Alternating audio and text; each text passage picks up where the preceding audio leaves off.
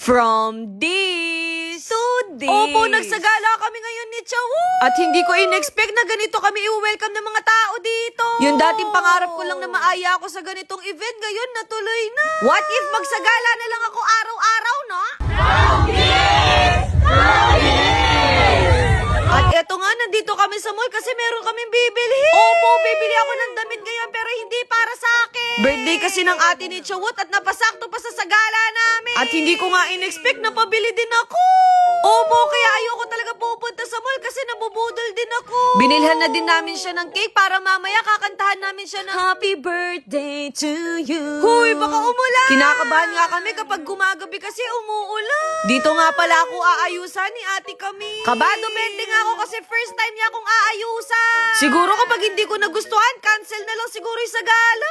Huy, hindi ka gagano. Hindi ko nga alam kung makeup pa ba to o magfe-facial na kami, no? maganda daw tong pang-pre para mas maganda yung lapat ng makeup. At kita niyo naman, nagmukha talaga akong manika.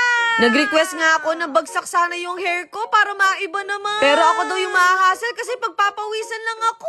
Ngiting nagustuhan ko talaga yung makeup ko ngayon. Sa totoo lang, kapag ganito ako kinaayusan, feeling ko napakabait ko.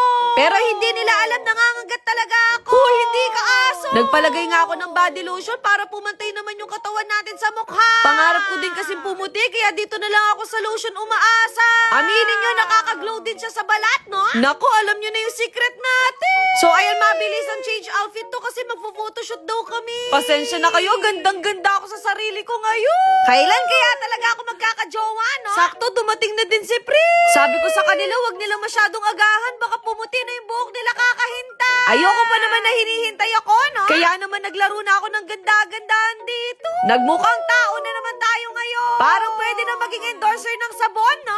Baka naman. Huy, hindi ka magpaparinig. Si kaibigan na nga ang inaayusan. Sabi ko, wag masyadong pakagwapo kasi baka pagkaguluhan siya doon. Pagkatapos nga, agad na din kaming umalis. Nauna nga kami nakadating dito sa bahay kasi balak naming isurprise si ate ni Chawo. At syempre, hindi to makukumpleto kung wala yung mga friends namin, Mabilis ang setup na lang din to kasi late na din kami. Happy birthday to you. Happy birthday to you. Happy birthday, happy birthday, happy birthday to you. Sa mga hindi nakakaalam, si Ate Grace talaga yung parang ate namin dito. Na kahit anong problema dumating, napakakalmado niya pa rin. Kaya yung mga regalo namin sa kanya, add-ons lang talaga yun. Hindi ko rin kasi in-expect na magiging close kami ni ate. Siguro sa susunod, mangungutang na ako ng pera, no? Uy, hindi gano'n. At bago pa kami magkiyakan dito, umalis na din kami. Hindi muna nga kami magiging driver kasi baka maubos agad yung energy namin. Mahaba-haba pa naman yung araw, no? Aminin nyo, para kami mag-outing dito. Sumama nga din yung nanay kong napaka-supportive. At finally, nandito na kami sa Bataan. Para yata akong maiihi sa kaba. Pagpasok kasi namin, ang daming tao. Para tuloy ako nasa palasyo kasi ang gaganda ng mga gown nila. Pinasuot na nga yung susuotin ni Chawo. At kahit ano namang ipasuot sa kanya, bagay naman, no? Inayusan ko nga ng konti si Chawo. Sabi ko naman sa inyo, pang all around talaga ako. Para yata mag-change career na ako. Pinakain mo na nga nila ako dito kasi baka daw mapagod ako sa sagala. Kapag talaga nag-i-event ako ng ganito, hindi talaga ako kumakain. Kasi baka hindi na kumasya sa akin yung gown. Magiging Reyna Emperatrice pala tayo ngayon. Kaya huwag kayong magtaka kung hindi kulay blue yung gown ko. Aminin niyo, bumagay sa akin yung gown, no? Siguro magsasapatos na lang ako kasi 2 oras yung lakad. Yung corona ko parang pang Miss Universe. Kaso hindi tayo pwede doon kasi hindi tayo marunong sa Q&A. Aray ko! Kaya nagtataka din ako sa sarili ko saan ako kumukuha ng lakas ng loob nung sumali ako ng pageant. At eto nga, magsisimula na yung parada.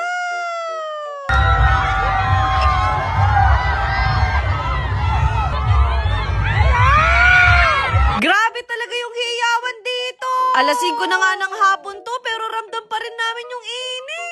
At grabe pati mga kasama namin, ang gaganda at gwapo din. Sobrang natuwa nga kami ni Chawon kasi may mga taga-ibang lugar na nagbiyahe para makapunta at makita kami ni Chawon. At dahil dyan, bigyan ng jacket yan. Kung hindi to wawawi. Nag-retouch na nga kami dito kasi medyo haggard na kami, no? Pero in fairness, 100% pa rin yung social battery ko.